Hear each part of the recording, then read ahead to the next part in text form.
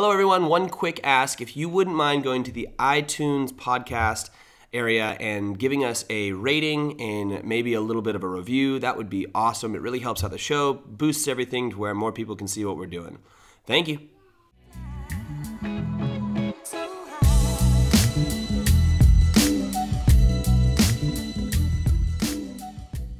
Hello, everyone. Welcome to the Tribe Life podcast. We are currently in Dubai filming the front end of this video. The actual show was filmed beforehand, and figured we'd do a little intro talking about, some stuff we've learned so far from the trip. And let's just do one thing. Say your name. You don't need to say your name, Taz. Everybody knows who you are. What am I doing? It's a little tired. Why don't we just say one thing that you think you've learned, or a takeaway from the trip so far, Taz? I'll make it family-based, since this is a family podcast.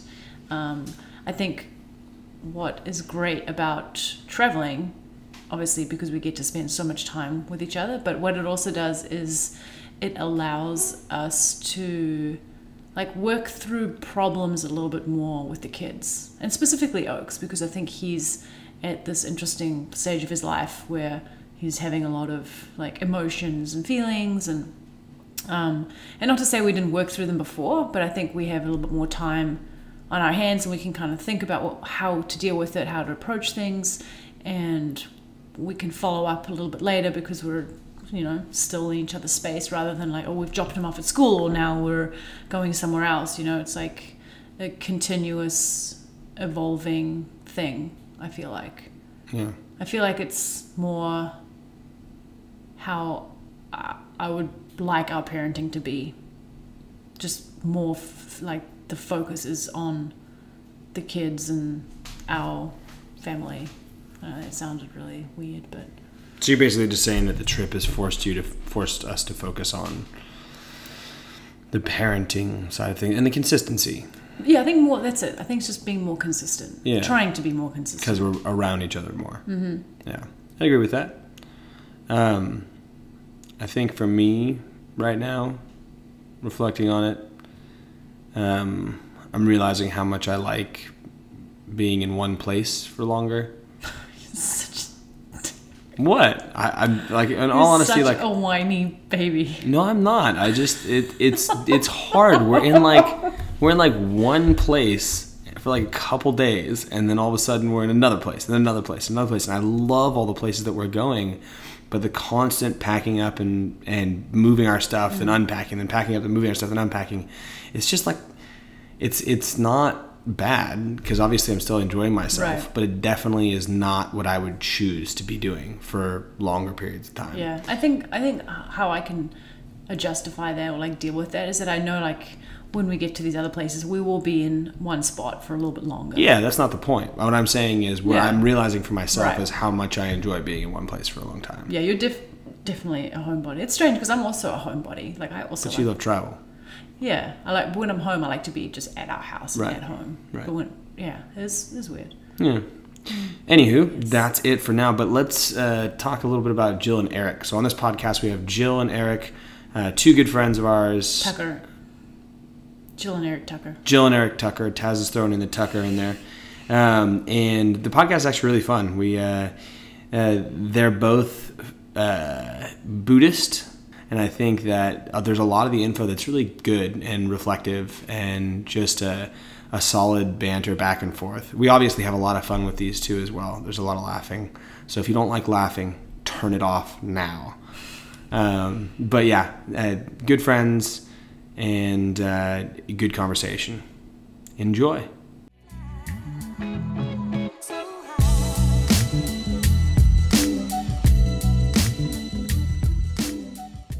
So, welcome to the podcast, guys.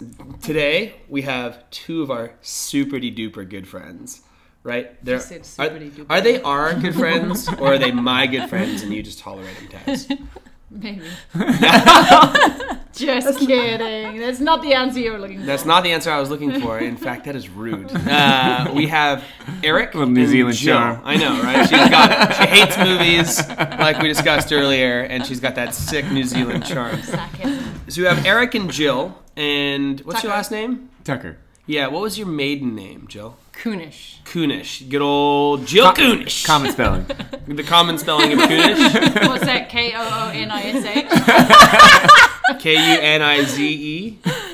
That would be Kunys, as in zebra. Oh, I put a Z in there. You did. Yes. Skills. I don't know why I did. Did you know that was him? No, I had no idea. I thought like that. You knew it was like that weird. No. I'm Wow. just that good at dialects and languages. Just sensed Eastern Bloc country. Yeah. We're calling him Professor Higgins. So we like to start off the podcast. I don't know if you guys have listened to any, but just basically asking you guys if you were to describe yourself to a group of kids or to your kids, like what is it you do? Like just basically, what is it you do? How do you describe yourself to somebody who only has a kid's intellect? So simplify it. Well, I guess the question is like, do we answer as Americans or French? What? How is that the question? That's French. Well, no. So, I think one of the, Jill has illuminated all kinds of interesting things in my life or whatever. And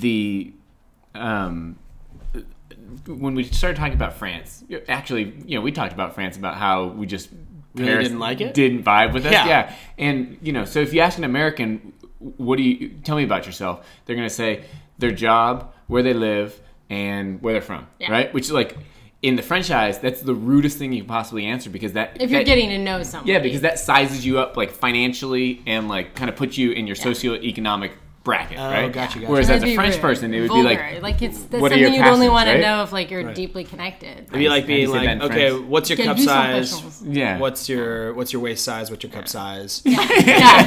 And, how often do you defecate? Exactly. Probably be inappropriate here. Okay, so what's the French way? So the French way is like, what are your passions? Okay. What are you passionate about? Let's answer. Well, maybe that's how you like. He didn't say. He just said, "What do you do?" What do you You do? could have said your passions. Yeah, I think it's sort of a funny question. I don't know. Okay, so answer it first the American way. Okay, and then answer it the French way. So I'm a pilot from Bonnie Doon, and I'm a family man. A pilot and a family man. Now the French way. What are your passions? Being a pilot and a family man. Oh snap! I like planes. And being complicated. Shall we move on? I got a list about a mile long of hobbies. I'm a hobby junkie. Yeah, you are. Surfing and flying and biking and mushroom foraging and all everything. the respect. Jilly?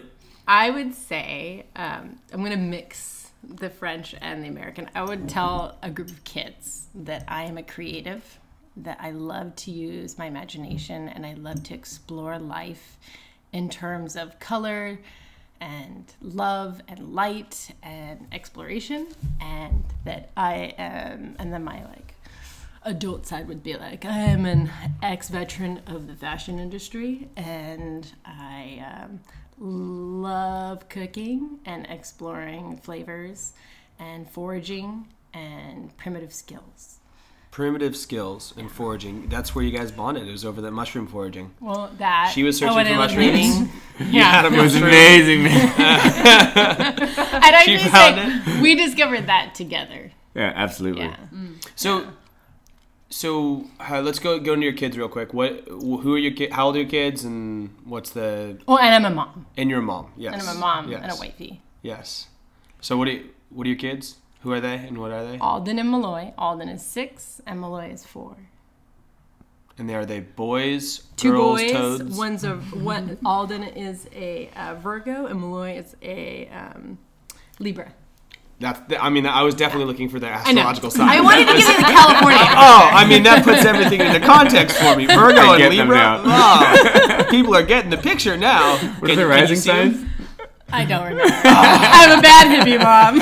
Blowing it. So let's see. Where should we go from here? There's all kinds of fun stuff. Well, I think we should delve into, like you said, that the mushroom foraging. Like you guys found that together. Mm-hmm. But I think we should delve into like where you guys came from. Yeah, what's your story? Because you both have similar yet different backgrounds. Yeah, so I think we both come from like identical socioeconomic backgrounds. Right. I mean, like we went to the same middle school. She was in 6th grade, I was in 8th grade when we met. And so like on the surface, everything about our family life looks totally identical, you know? But you just like scratch just barely below the surface, and our family dynamic could not have been like more polar opposite in terms of how we grew up. Just like the internal family culture of like what's okay to talk about, what's not okay to talk about, how do you approach situations, how does the family problem solve, like kind of everything except for that surface level socioeconomic demographic, which I think is part of why we're really good for each other, and part of why we complement each other, and then also where like frustrations come from. Right? Right. Where did the frustrations come from? So like if those, I mean, I can see complementary things being complementary and making things easier, but what do the frustrations happen? So what Because is that you're difference similar? on the surface? Yeah. So I think it's just sort of like how we communicate. You know, I mean, it's like I grew up in sort of a family that was like very 1950s in general, like where if there was a conflict, my dad would say how the family feels, and then discussion was over. Whereas Jill's family was like completely opposite. Whereas like if there was some small conflict or misunderstanding, they would have like a 5-hour discussion about it, which is like kind of on the other end of the pendulum of unhealthy, right? And so it's like, so I think that's a lot of where we explore is like how to sort of meld those and find like the right balance in raising our kids, you know? Because I think one of the things we joke about a lot is that it seems like your 20s is all about like finding yourself and like discovering yourself and all that sort of thing. And then your 30s is all about realizing, holy shit, I'm just like my parents. Yeah. I mean, How do I back up? How do I get beyond this in my 40s? And so beyond? like how do we evolve and like, you know, paint sort of like the canvas or like lay out sort of like the opportunity in the life and I guess sort of pattern our kids in sort of the next level way, right? Take that to the next step. I think that'd be a good question for our parents, is to say, like, when you hit 30, did you realize you had tons of tendencies of your parents? Yeah. And, like, did you actively then try to do something differently than that? I have actually asked my mom this What'd question. she say? She said she laughed really every time I ask her or talk to her about parenting stuff. She ends up laughing really hard, and she was raised by a mother and father who lost their first child. They had a child, and then they had 10 miscarriages. 10. Jeez. So 10 years of miscarriages. Ooh. And many of them were far along, where like the whole, you know, my mom's brother would get really excited about having a baby, and then suddenly the baby's lost. And then bam, they had 3 daughters, and my mom was the youngest of 3. When she was 3, her brother drowned to death. The oldest? Yeah, he was 16 and he was an Eagle Scout, and he and my grandmother got in a fight right before he left to go on a trip to take young scouts out. And the scout master at this campground, when they had gotten in the fight, my grandmother said something really horrid to him. She said, "I hope you drop dead." And he went out, and the scoutmaster had been really inebriated the night before, and he woke up. He told my uncle to take the canoe out and go and get supplies across the lake. And my uncle didn't wear a life jacket, and he was epileptic, and he had a seizure, they suspect, and he died. Whoa. And the next time my grandmother saw him was having his body be thrown out of the back of a van. And Why was the body being thrown out of the back of a van? because it was a dead body, and they pulled up to go identify him, and the 2 guys that dragged his body out had him in a body bag and just chucked it out the back. And so that really, especially the image of my uncle being thrown just like garbage, really scarred both of my grandparents so deeply that after that, it really affected all of their parenting and how they responded, and in turn reflected how my mom then reflected and like went forward in parenting too. So my mom was a product of parents who had a deep sorrow and deep regret and made all their choices based on emotional. Right. Yeah. And so when you asked your mom, do you look at yourself and your parents? Yeah. Do you do similar things? She would talk about the fact that she couldn't relate to that because she had never thankfully lost a child. Right. And so she really couldn't relate because she cognitively got that her parents made all their choices based on this. Right. On this trauma. And my grandmother at the time, like, you know, she suffered from addiction to Valium and alcohol as a subsequent result to that trauma. Right. And so my mother, not being a drunk, not being an addict in any way, shape, or form, being a very pure woman, couldn't really relate to her parents. Right. So she was different to them. Yeah, she was very different. But Was it a conscious thing or? Yeah. Right. Very conscious, because her father was a psychologist, and he was early child care psychology. what does your mom do? My mom's a healer. Which is following a very similar path. Yeah, to heal minds, to heal bodies. Right. Yeah. So Actually, her along that side, going back, you can go back in her lineage, and pretty much all down the line, they're all healers. So Right. All the ones that weren't hung in Salem. Exactly. She's got a little witch in her. In a a little good way. witch in her. Yeah. That's true, actually. Well, but I mean that. I think what I think Taz and I were both getting at was like, I feel like regardless of how much we can reflect on the certain components of our parents, we still take things on board. Just like that was what was modeled for us. I mean, your mom, as much as she wanted to be different, Yeah. went the same route.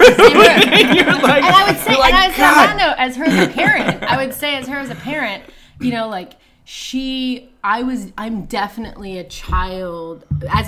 I'm an adult that as a child was allowed to be who my soul was. That was one of the most important, treasured things that my mom really was, you know, a mama bear about, was like, there was this id, there was this, you know, this personality inside me, this soul, and she needed to protect that, make sure that it was able to flourish. Right. And I would say that that's definitely stems from parents who, you know, were feared of how short life is, you know, and how Right. fleeting this all is. What do you think is the number one greatest thing that you took from that? So like, because you were allowed to live and be who you wanted to be, what was the best thing that you can look at your life and be like, oh, moving forward through my life, I have this? I don't have, it's really hard to get me upset about other people's opinions of me. Like I don't have. I would agree never- with that statement. and Jill, and that Jill definitely. That's my strength. My weakness. I was going to say, what's the number one thing that you Yeah. think you would be a negative thing that kind of came from that? The negative thing was that I was given. I think that my childhood made me a very strong soul. It made it growing up extremely hard, because growing up you have to understand restrictions and obligations, whereas, you know, like I'm very much like, it's a beautiful day, let's go to the beach forever. Like, Yeah. oh wait, I had a doctor's appointment, thanks. Thanks. Oops. I can also attest that this is true for Jill. I think we were supposed to start this podcast a half hour before that it actually started, but that's okay. I mean, you found a partner who Thanks for supports letting me, that. guys. Well, if we didn't love you, you wouldn't care. So it's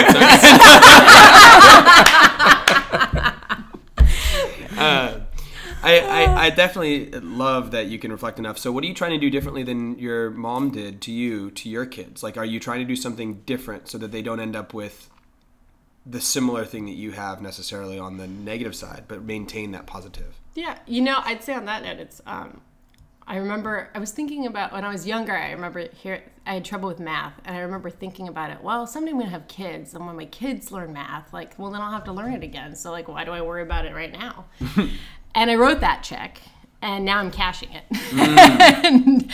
and How's math going? it's fun. It's taught very differently, which is making it a whole lot easier, because it's far more interesting than learning the redundancy of, like, the past, you know. Right. So that's really fun. But I would say that I'd love to hear what Eric has to say on this. But I would say for me personally, I'm trying to personally get more organized and do these big things. You know, like I have, like my husband, a sea of hobbies and interests and passions and things and projects. I have all these ideas, and they keep building up. And now it's really follow through. And I think that's the number one thing I'm trying to teach my kids follow through, is like having passion. All of this is amazing and the beginning to lighting a fire. But you need to, before you can light a fire, you need to have your kindling. You need to have, you know, the tiny pieces of wood that make it, you know, light. You need to have the medium pieces of wood. You need the big pieces of wood, and then you need to actually light the fire. Keeping on building a giant fire, how are you ever going to get warm? How are you ever going to let your soul grow? How are you ever going to grow beyond? So I'd say that that's the biggest thing that I'm trying to teach them, is not just how to grow themselves into like an incredible, like it nourish their spirit and their soul, but how to really utilize that soul for creating something in life that makes their life have a mission, value, and purpose. I like it. What do you say? The first thing that comes to mind is sort of a soul-searching conversation we had last night and this morning. And I guess it sort of ties into like one of my key strategies in parenting, which is like the Star Wars metaphor, basically. But like, I feel like which he does a lot. Like, do you want to be? Do you want to go to the dark side and let the dark side get you, or are you going to be Yoda? Let's explain this metaphor for a second before we jump into it, because I was thinking like, don't be a Jar Jar Binks, or like always go for the Empire. Like your dad's gonna turn on you, but then you can turn him back. Like what's this Star Wars? So I think it's sort of like the metaphor of like the Force and the Dark Force, right? And so and that the simplicity of it is that like the Dark Force is rooted in taking action in hate, anger, greed, jealousy, just sort of all those kind of not Deadly. holistic, nasty types of motivations, and like kind of anything that comes out of that is tainted or is put you down this path, right? And so it's like that whole Anakin Skywalker journey of like, he was a Jedi, right? And then by trying to protect his wife and daughter, he went down the dark path. So it was like, it wasn't even for a dark reason. It was just the strategy of how he implemented his decision making and trying to do like that fatherly thing of protecting made him go to the dark side, right? And so so it's like, I think we're all susceptible to that. And so to sort of like coming from the dark side in every interaction, right? And so one of the things that we just did a sort of soul searching type deal on is like, it's like we're getting too mad at our kids. Yeah. And Too mad. And why? There's no reason. Kids. They're kids. There's no reason we should be getting mad at them. It's like, parenting is like this journey of like, experiencing and watching, like experiencing childhood again, right? And like we all made the exact same mistakes our kids are making.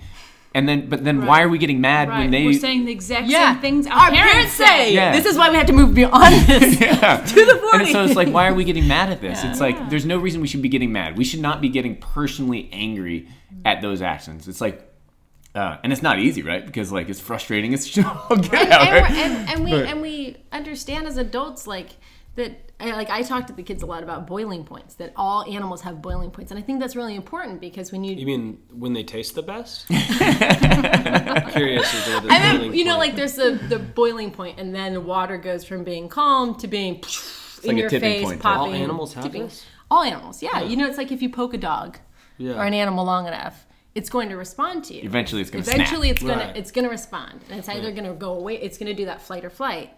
And so with that, of like an animal respond with that, it's like I try and talk to them. I'm like, I have a boiling point too, and I'm getting to the end of mine, and my aggression levels. I tell them like my aggression levels. I have aggression and it's shooting through the back of my head right here. This is where emotions come from, our primitive brain, and our primitive brain shooting this aggression, and I'm gonna flip out.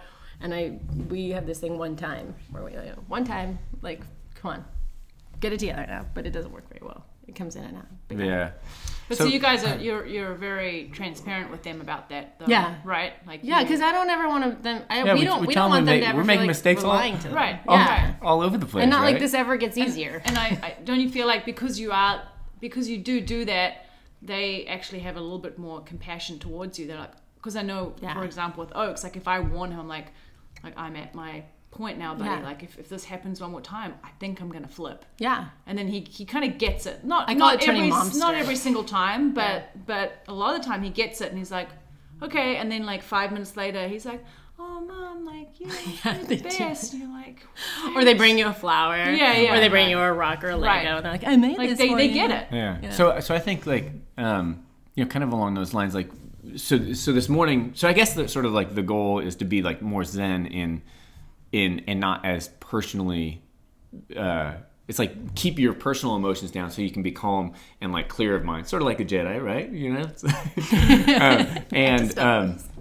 And so like for example, this morning Malloy was he's 4, so it's like you know, emotions. I think emotional regulation is something that like at 4 you're like trying to dial in, right? That's when they get usually between 2 and 4 is when they get their like largest chunk of testosterone or estrogen until they turn teenage years. So that's why they that's why like when you talk to them like, can you go get your shoes? And they're just like, this guy, this rapper, and then you're like, I said go get your shoes, and it's not because they don't want to listen to you, it's because their hormones are raging so bad they can't help it. Yeah, and so he is, which is all the more reason not to get mad, right? Yeah, exactly. And so you know, so this morning he asked me something, and I'm like, no, you have to go do this, and like as I said it, I'm like, well, that was sort of irrational. And what he asked is like, can I have some raisins right now? Oh, because I was trying to get him to unload the dishwasher, just to like, you know, right, and to contribute as a citizen in our home, right?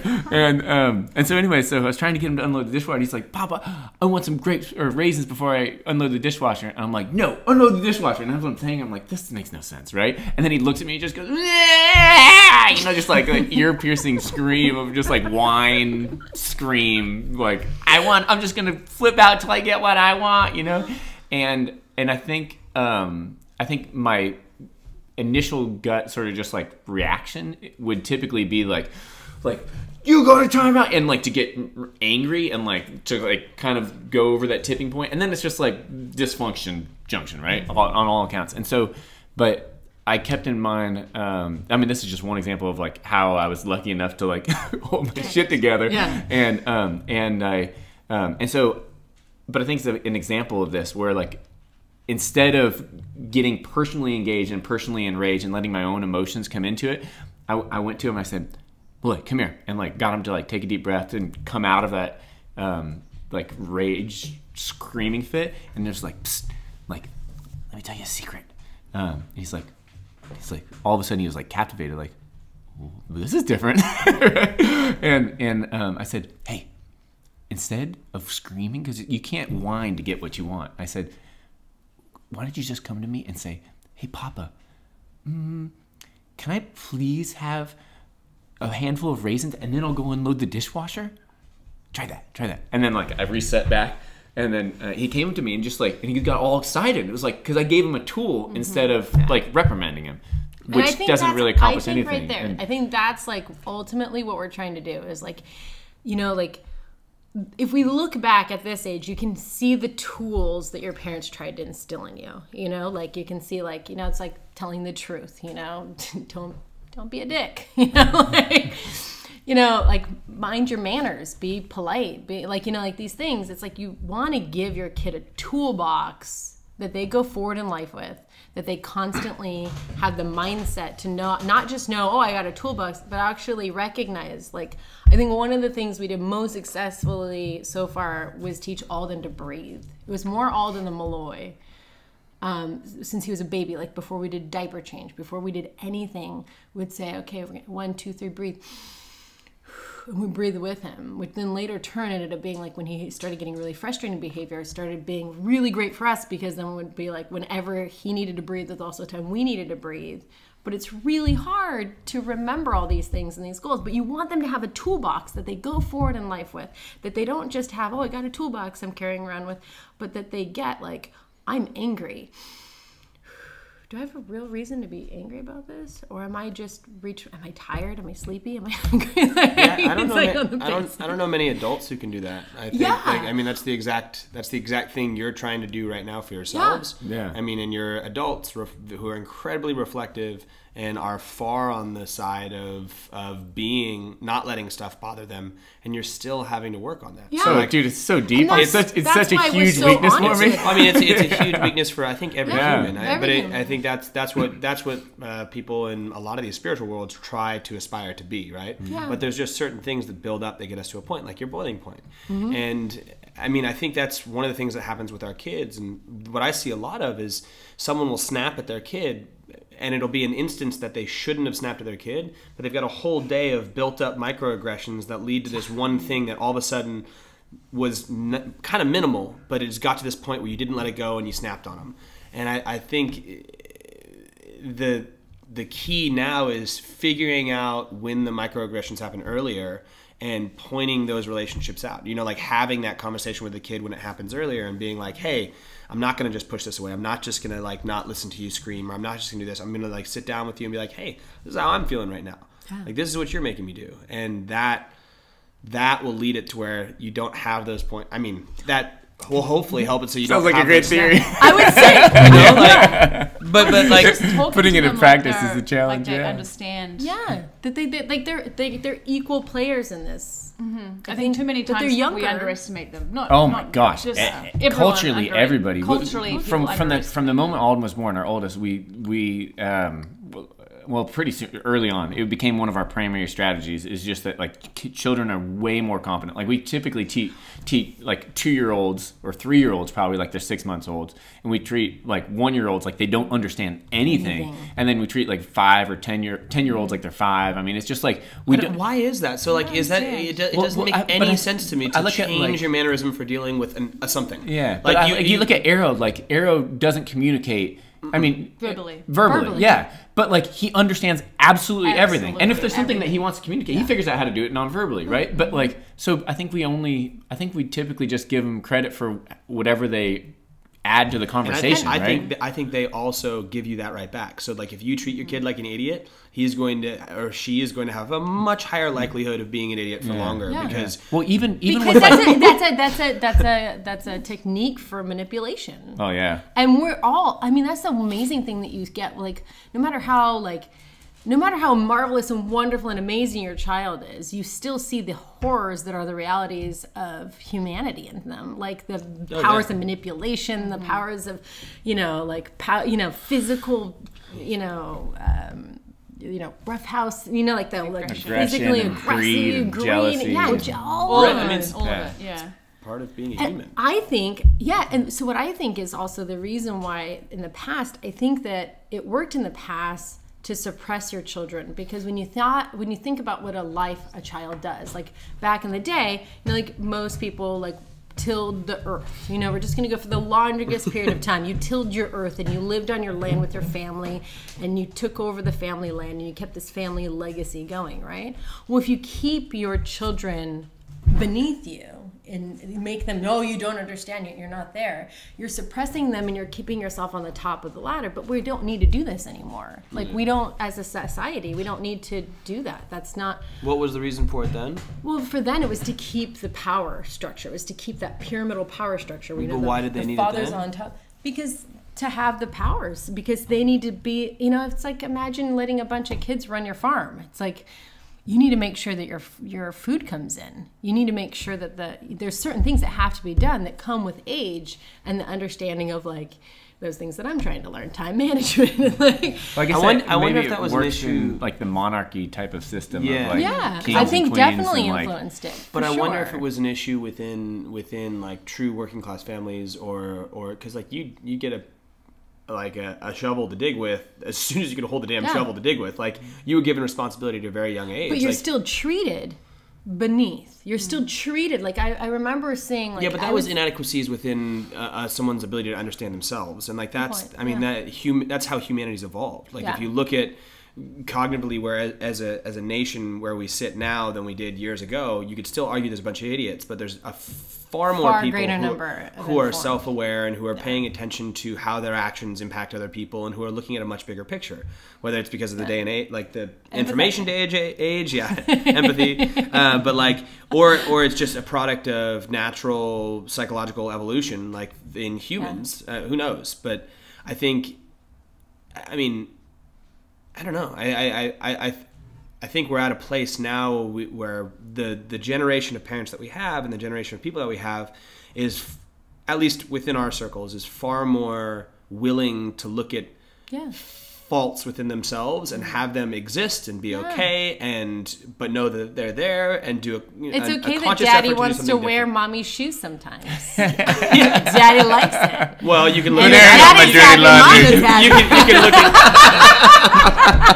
then we look at daddy's history and see what his parents did to him, and you're like, wait a second, maybe I don't do this to myself. I don't know. It's such a weird game. I think that we're definitely in uncharted. I think like what we're all doing is uncharted territory a lot in parenting. You know, I think that we're trying to do beyond. I feel like you and I both share this kind of like hippie upbringing, whereas you guys share this kind of past of like a very structured family that has a very... You and I was Jill and I. Yeah, sorry. And then you two Taz was and Eric. Taz and Eric. Yeah. We're like, where you guys have this very structured, you know, family archetype. And we had this, you know, like my mom kind of I didn't realize how much my mom ran it until my parents divorced, like after 27 years of marriage. And then my dad remarried his wife. And then my dad became his wife. That my dad merges in relationship. And so... It's interesting though, because I can look back and like I was really raised by my mom's and my mom's ideals, and she was raised, you know, by this family that had this trauma. And I'd say that in essence is also where Eric and I have a lot of in common is just the fact that our families, if you take a step from the going deep into our family, you come back out, both of our parents had really traumatic, all four of our parents had really traumatic childhood, mostly because, you know, you're in a country where the fathers were coming back all with PTSD. And I think that really affected our parents' generation, is like everybody had PTSD from the world wars. Right. And the Great Depression. And before that, the other world war. You have a lot of this stuff, and everybody needed everything to be normal again. And so you had these very like structured archetypes of like, this is how we know how happy families are made, and everybody does their role and you do it. Which to an extent, it's true. Does kind of work. Yeah, it does. But there needs to be time for that to go wrong and an open space for that to be talked about. Yeah. Yeah. But I think if you look at both of us as couples, we are definitely complementary in those ways. Yeah. And like you and I as a couple, Jill, would be horrible. There'd be so much love in that relationship, but there would be nothing getting done, and the kids may not eat. Like who knows what it would be? Yeah, and we'd have no money. We'd have nothing but toys. Too. That was like endless toys. No money, no structure. And I actually have no idea what you two would be like in a relationship, but I just know that it would be a lot of documentaries.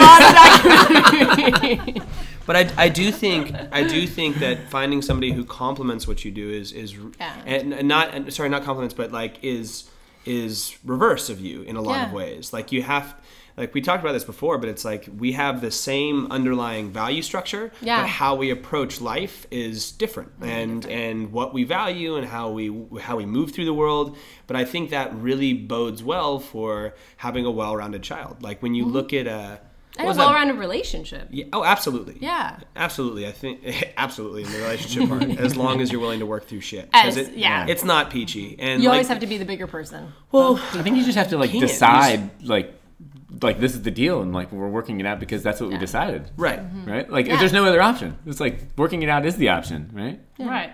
But I think a lot of people aren't willing to, whether it be kids or whether it be relationship, they're not willing to talk about it. They're not willing to put their shit on the table, no matter how much they love or they don't even know what their shit is. Well, I don't know. I think there's a certain level of dishonesty in so many components of many people's relationships. Like I know in my history, I've felt it was necessary to keep something quiet. You know, it's not important for me to tell them right now. But then it's like, why? Why is that the case? And then if you're raising kids that way, it's like, oh, why? Like how can you have the mom know the entire context of what happened with the kid if you're not expressing to the mom what happened with the kid beforehand and how you dealt with that situation, and were you even on the same page about dealing with that? I don't know. I think communication is 100% the thing we should look to do, and not be if you. Here's my tip: if you get into a relationship and you can't communicate with the person, and you don't feel comfortable communicating with the person, you either need to get comfortable or you need to end that relationship. Like because before you have kids. Before you have kids. Like it's like get married, fine. But before you have kids, get that shit. If there's something you put out there and there's like that's not up for discussion, it's like fucking I'm gone. Like because you have to be able to talk stuff open. Through. I would say that's our biggest strength, I'd say, in our relationship regarding to parenting is and in our relationship itself. I think these are completely intertwined. Is that both Eric and I have made an agreement, and it's in our marriage. We made a constitution for our marriage. It's like the things we our live, vows. Our vows are our constitution. And so, in one of our constitutions is that we are going to remain open, honest, direct, vulnerable, and mutual with each other at all times. And so that's like a. Well, we're going to try to. That's what we're trying to. We're going to try sometimes. We're still figuring it out. Yeah. But it's like, but that's our goal. That's our goal, and that's our foundation that we built our relationship on. And I think that it's become a strength for us. I mean, we have massive communication problems because we were both raised very different to communicate very differently. You didn't talk about feelings. Mine, you overly talked about everything. I mean, it's and so for our relationship with our kids, I think that our biggest strength is that both of us have made this kind of this set in stone place where it's like. Don't hit the table. Oh, sorry. Oh. Darn it! You told me that too. Set in stone place. Still haven't learned to follow directions. It's okay. You'll learn one of these days. Learning, grown, adulting. It's hard. But I'd say that for us, really coming from a place where both of us know that we're wrong. That we're okay with being wrong. Yeah. We're okay with both being right. We're okay with both being right. Both being wrong. We're okay with needing to walk away and take a 5, Dennis. Like that's what I say. Take a 5. Yeah. You gotta take 5. Well, I think that is really important. Like there doesn't need to be a right and wrong in every situation. And you can disagree. So like you don't have to agree on everything. You just have to be willing to talk about everything. Yeah. And you can get to a place where you're like, I don't agree with that. And you'd be like, cool, I do agree with that. Yeah. Let's continue this conversation again some other time. I still love you. Well, that's the other thing that we were talking about too. Is like when we talked about why are we getting mad at our kids, and it was like why are we getting mad at each other? Yeah. Like we're both 100% into this relationship. Mm-hmm. We're both 100% into like supporting each other. We're both 100% into like the same vision that we have for like where our lives are going to go and like what we want to, what kind of kids we want to raise and what kind of relationship we want to build. So it's like, why are we getting mad at each other? We shouldn't, Well, I have a lead into another topic that might help with that. So you're gone. I mean, every day. I'm gonna tell it from Jill's perspective. You're gone 90% of the year. That's what I'm gonna say. Yeah, so for Jill, so parenting is really hard. All those little things are just. No. So for Jill, I think she feels like you're gone a lot. Yeah. Is that accurate, Jill? Yes. Even though when he's home, he's present. He's present, but he's still usually on to the next project. Yeah. Right. So for Pat and I, like we know in the past when we've been away from each other a lot and coming and going, and you have like if he goes away for the weekend and the kids and I have this little family dynamic that we've taken like a day to sort of get used to, and then we're like in our little groove and we have a couple of days together, and then Pat comes home and for like half the day, I'm like, don't even know what I'm doing with myself because I'm like, well, there's another person here. I don't know how to deal with them. I'm like just used to it being the three of us. And I think that happens quite often with you guys. Yeah. And not to say that creates, like the miscommunications you're saying. It does. But it does. But like, how do you guys feel like, do you address those concerns of, like being away, because you're a pilot, like it's going to be like that. When I go to work, I can leave. Exactly, so it's not something that's going to change. Mm-hmm. How do you guys feel like that you're addressing any change with the way you approach you coming and going, you feeling okay with it, you like accepting that he's coming and going, and I like that. He just turns this whole body towards me. I would say it's been a process. I would say when the kids were really little, I was so PTSD early mom. like even though the kids are 24 months apart, that's still very close in age. And I was, like right after 15 months, I had a 15-month-old and then I was pregnant again. And that was like, whoa, back to back. And I remember the boys with them was kind of this like whirlwind where like all I really did was like walk to the beach where I saw you and like go to the beach, We met walking to the beach, by the way. Like, we all just over and over and over again. Over and over down the street. And we're like, okay, fine, I guess we'll be friends. Yeah. Eric, guy with pizza oven in backyard. That's who he is in my phone. Still. Pat, CrossFit gluten-free guy. Is that what you have in there? No. Oh, That's I'm like, hey, you should come over. We have a pizza oven. Oh, I don't eat pizza. Oh, yeah. You told me that last time. Sorry. I wish you had it now because I eat gluten all the time. We have to make I was thinking about that. I was now my son's looking. gluten-free. Yeah. Oh, man. But we can still build a pizza. Okay, so you guys met walking to the beach. Yeah, so we met walking to the beach. You were PTSD. So I was PTSD early mom. And so Eric was kind of, it's how I imagine like when the planets were forming. It's like, there's stuff going on, but the planets are forming. And he was like this thing that would come in, sometimes make it easier, sometimes it would get a little more difficult, and then shoot out. The really hard time was when there's a couple of times like he does things more physical than I do with the guys that the boys need.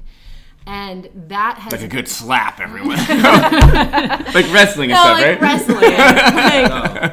Like they wake up and like they want to like I remember there was a time when I got body slammed. Like I would just get body slammed all the time and I didn't understand that. By Eric? No, by the boys. Oh, okay. By my two children. Like my two boys would just body slam and I remember looking at Malloy and he's a baby and I'm like, how are you doing this already? You're supposed to be little.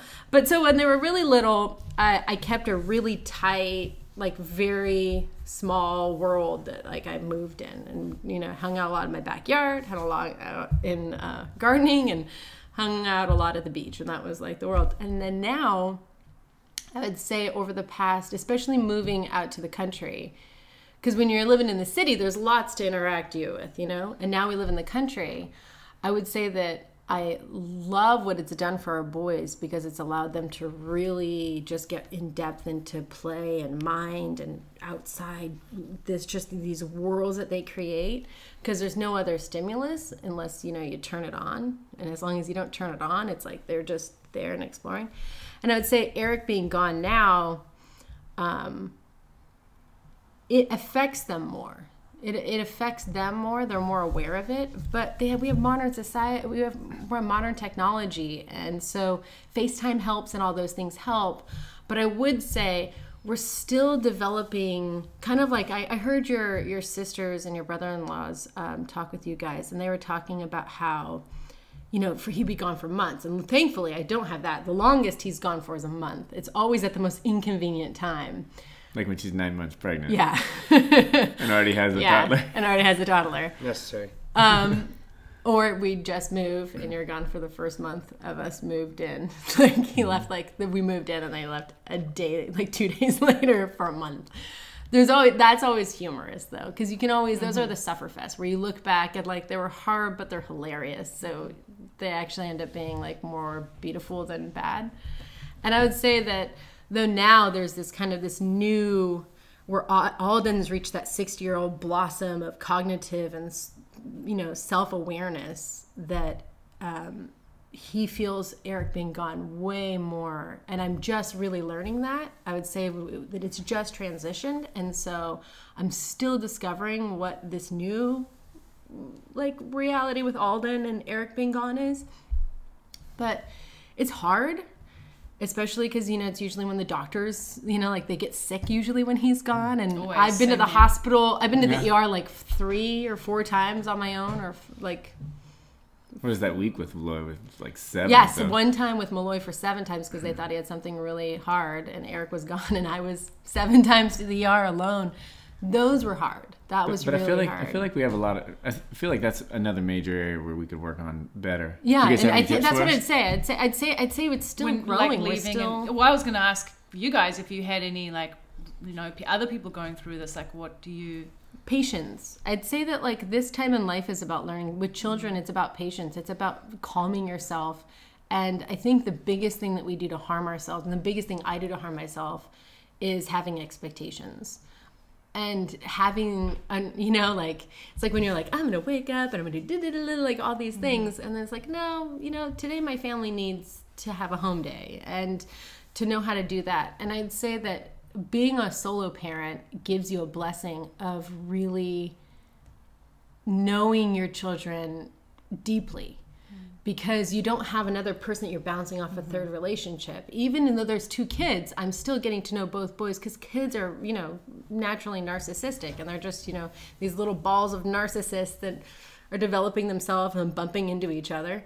And so I'm really getting to know both boys at a really amazing level. And I'd say that focusing on that instead of focusing on like, how long are they gone for? You know, people get upset with me all the time. They're like, when's Eric coming back? And you know this. Like, I'm like, I don't know. Because I stopped myself from having that expectation of like knowing when he's back, wanting him to be back at a certain time, because that's when I get really upset.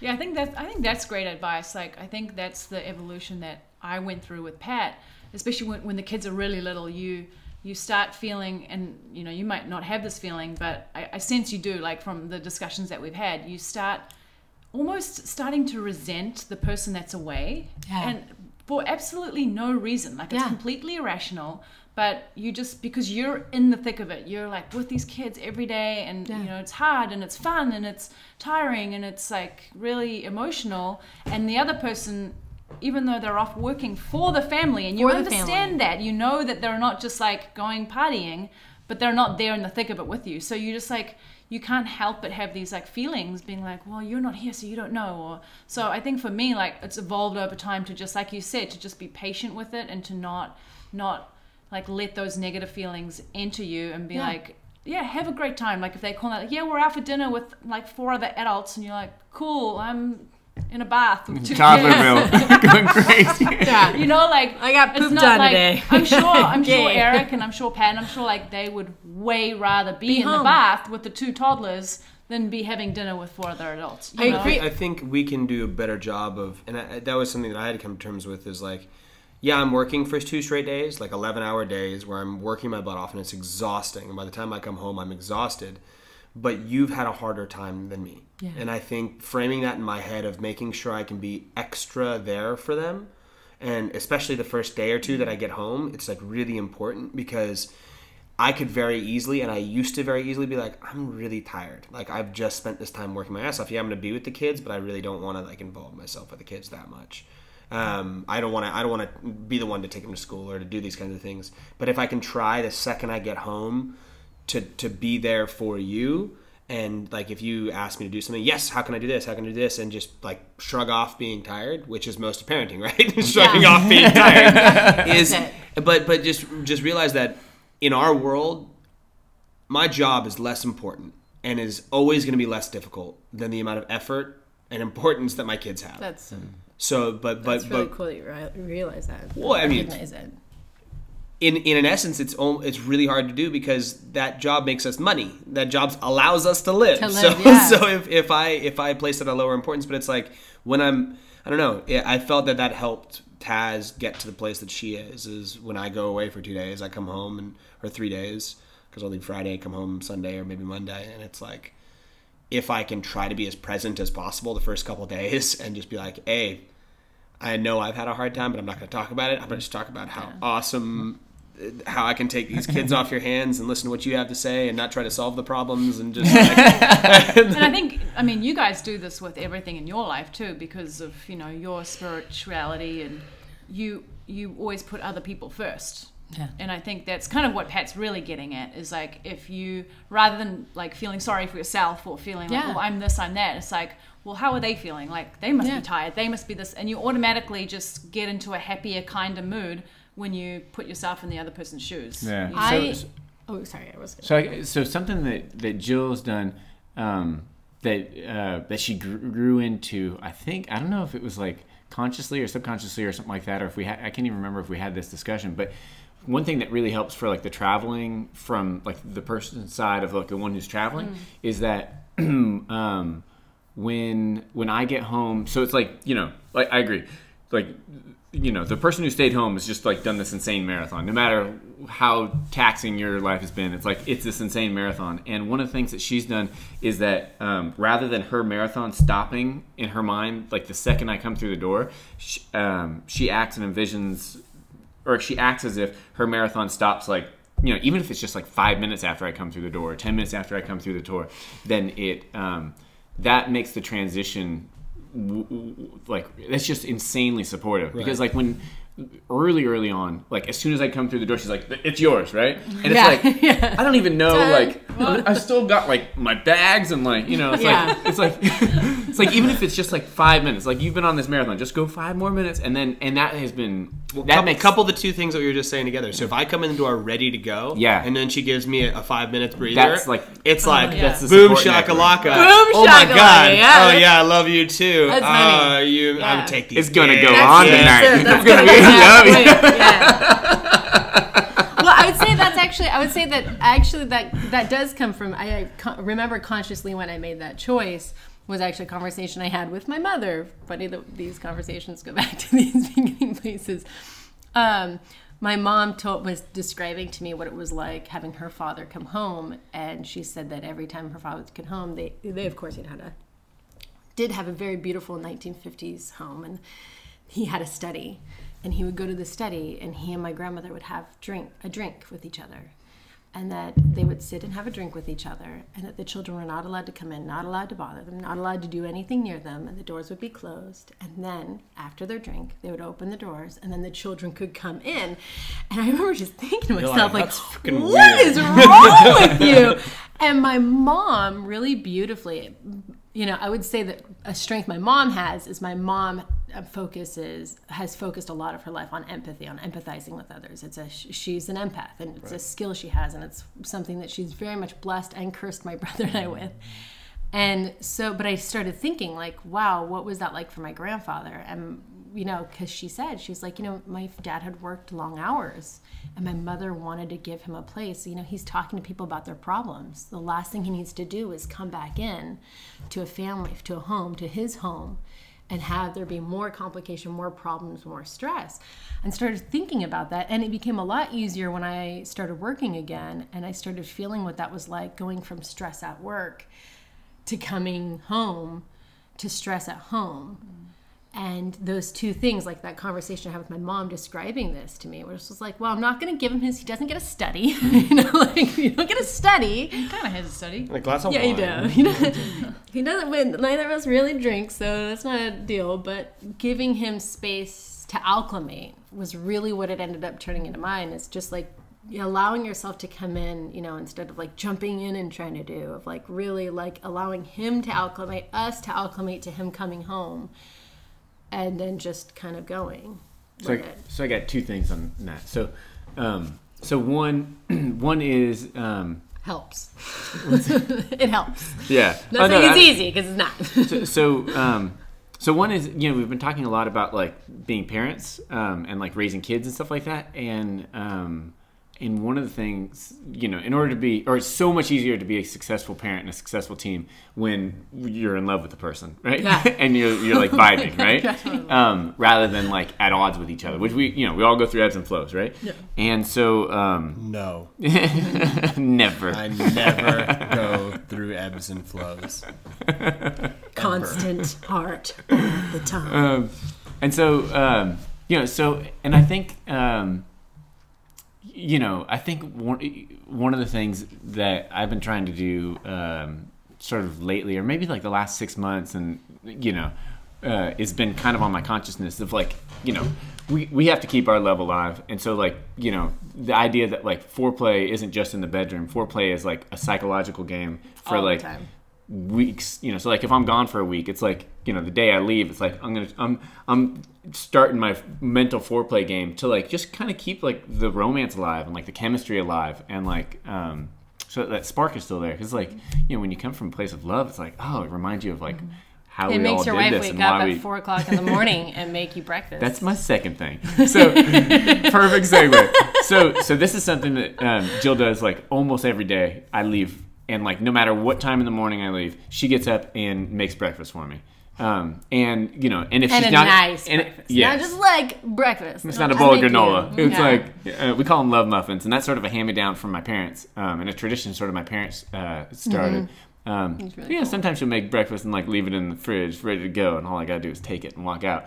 So she's not always getting up at 4 o'clock in the morning, but it's always amazing, always delicious. And so my mom, so it started, and this is like something I love about my mom and love about Jill. So because Jill heard my mom do this, and she's like, that's being a wife. That is so awesome. And so my dad That's being a partner. Yeah. And so and the kind of partner I want to be right back at you. But so my dad was getting up. He was a crop duster at the time, and getting up at 3 a.m. or something like that. And my mom That's not a professional guy who farts in front of other people. That's a literal crop duster. Somebody who dusts crops with a plane. Okay, Yes. keep going. So he was a crop duster at the time. Yeah. Just had to build context for people so they know what we're talking about. 'Cause that's where my brain went. He can light his farts on fire, though. That's It is impressive. professional But crop. unrelated. I would expect nothing less.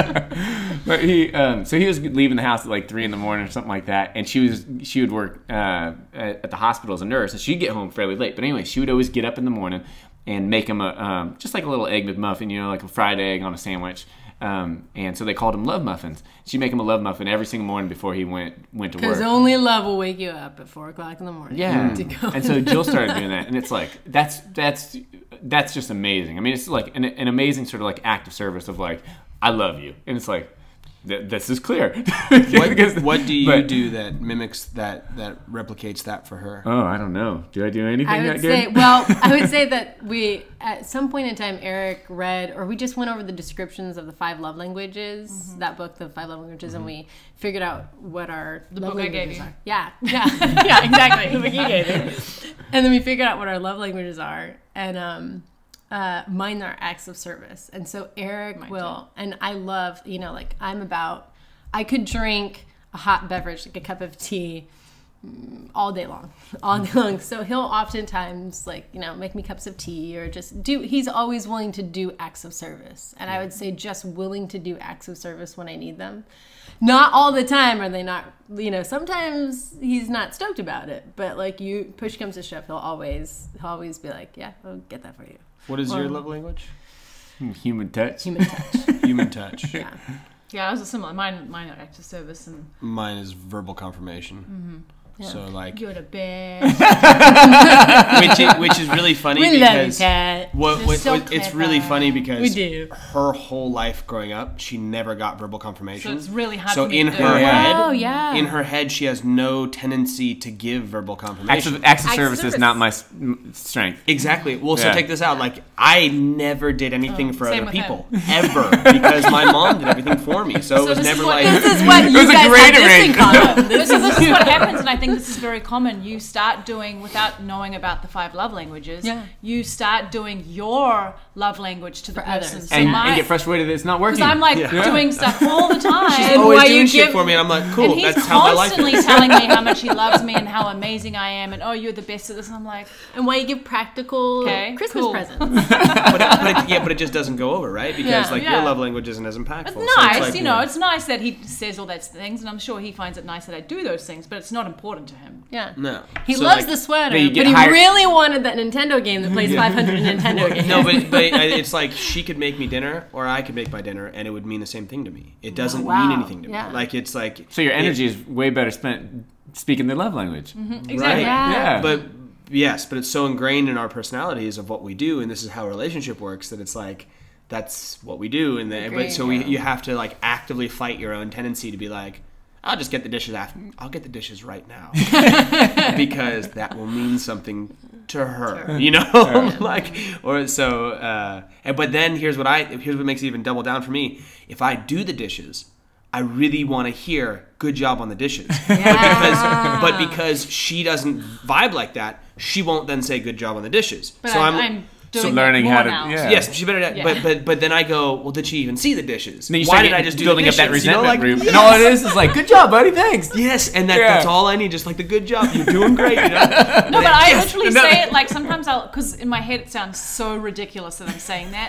So it'll come out very sarcastically. Yeah. But it doesn't even matter. He doesn't care. I just need the words.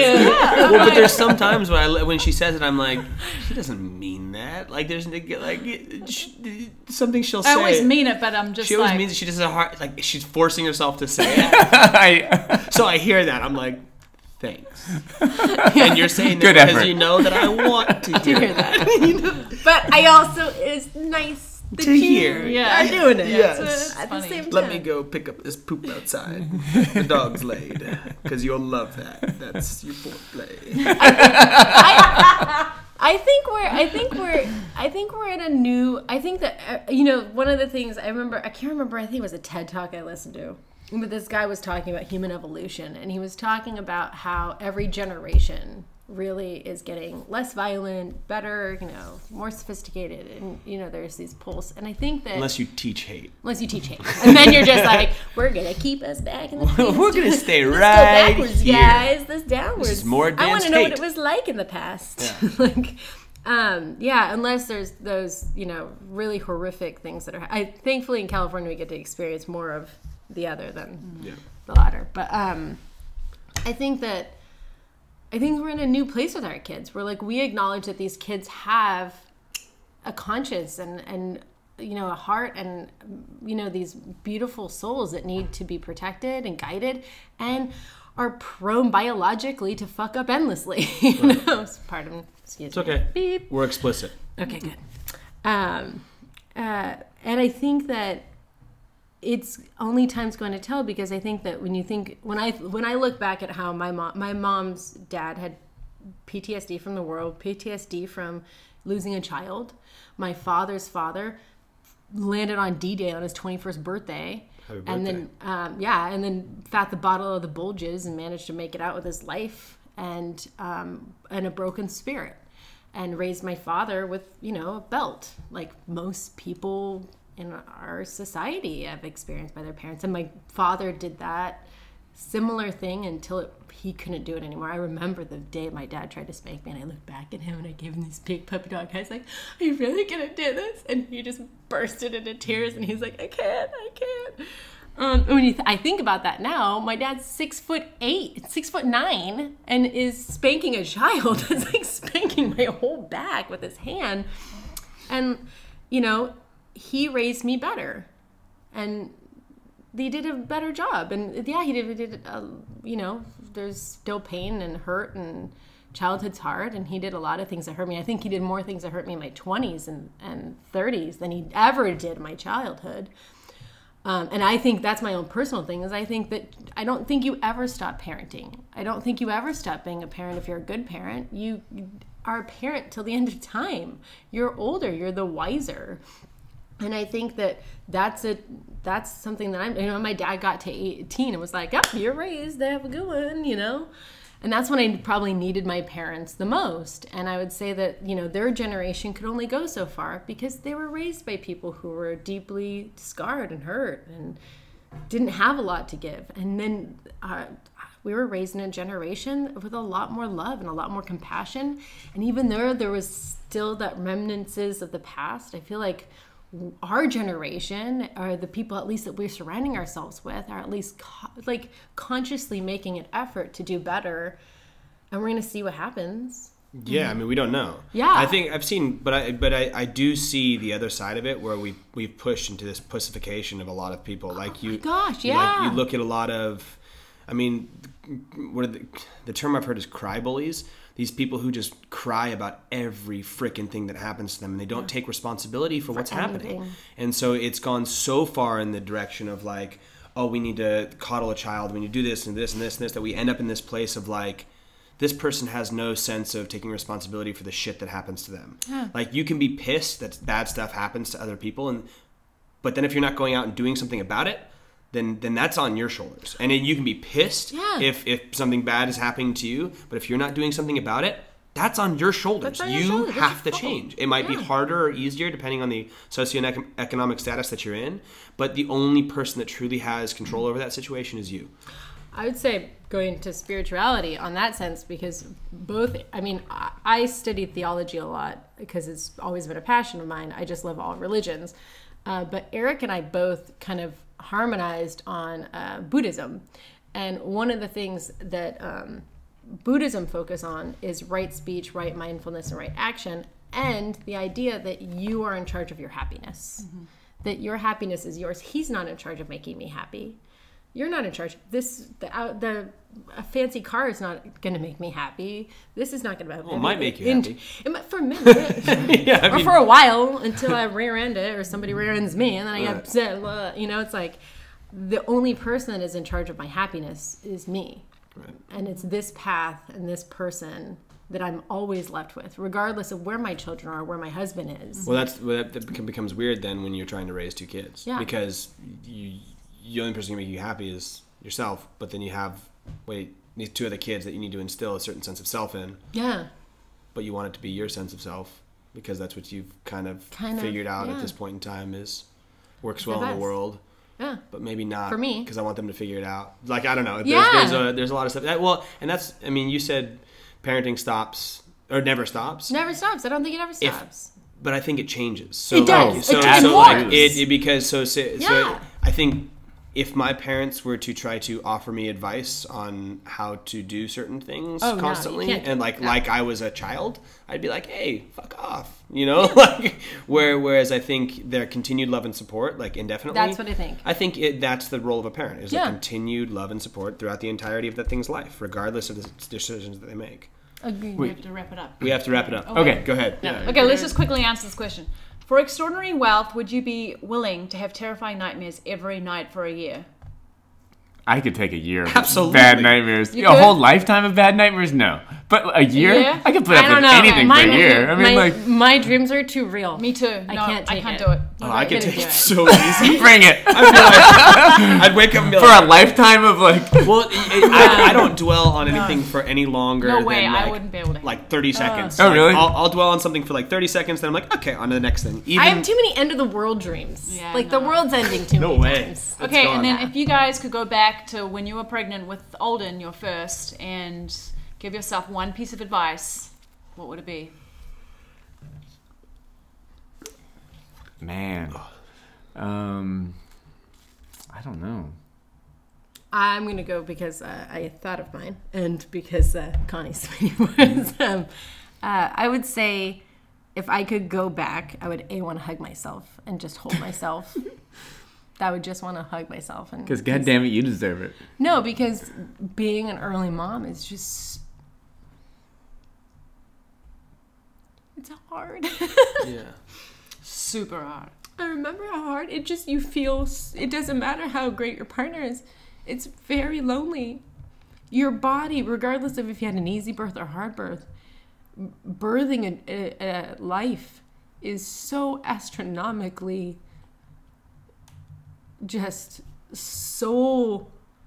I feel like I say it's like in The Princess Bride when Wesley gets sucked up to the life sucking machine. Yeah. It's like suddenly like bzz, 5 years, and you're like, what? 5 years just went. This is crazy, and you become a whole new person. And I would just tell that person, I would go back and tell myself that you're so beautiful, and you're doing something that the world really needs, because especially the world needs parents that are gonna love and not instill hate and fear and resentment, and try their hardest to give as much love and compassion and guidance as possible. And I would just tell that person, like, you're doing good, and be patient.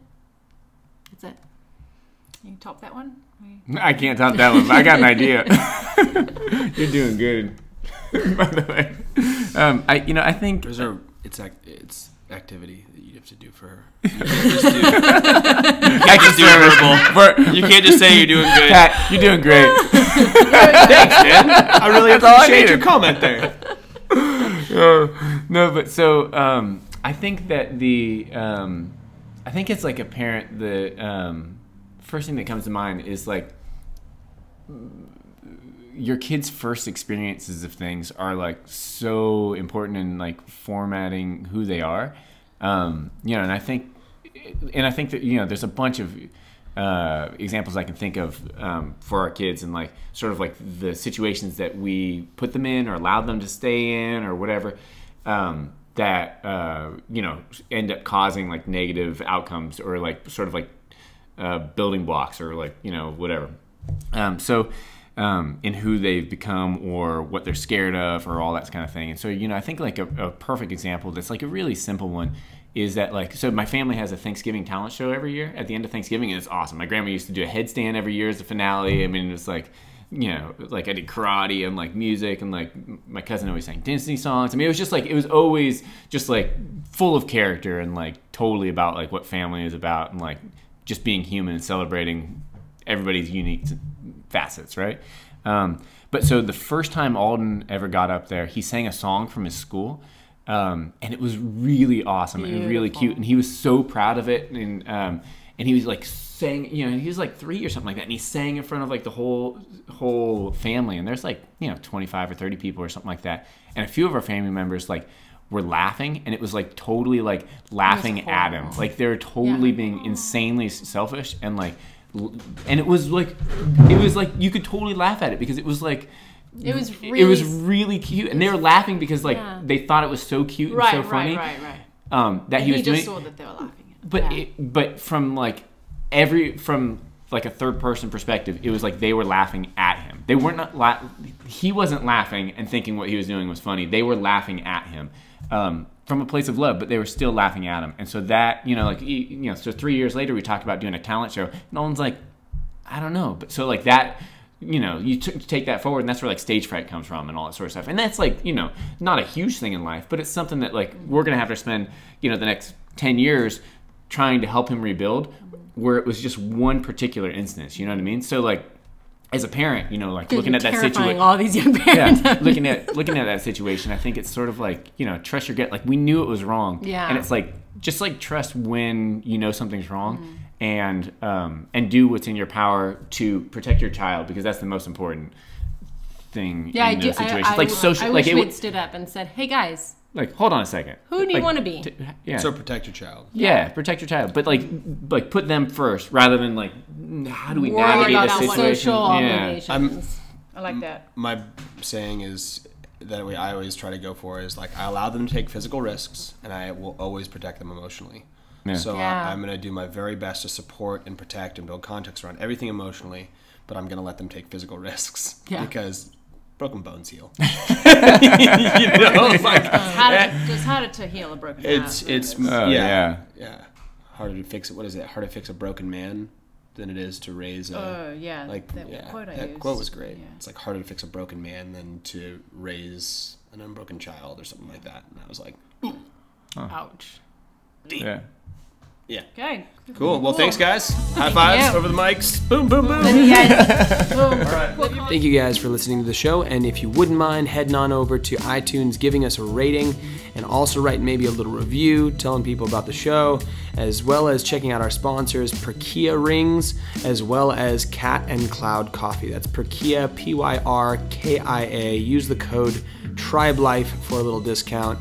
And if you want to go to Cat and Cloud Coffee, that's CATANDCLOUD, so Cat and Cloud Coffee, and put that in the old Google machine, pull it up, and choose anything in their store. Use code BARBERSHOP, and you can get 10% off anything in the store.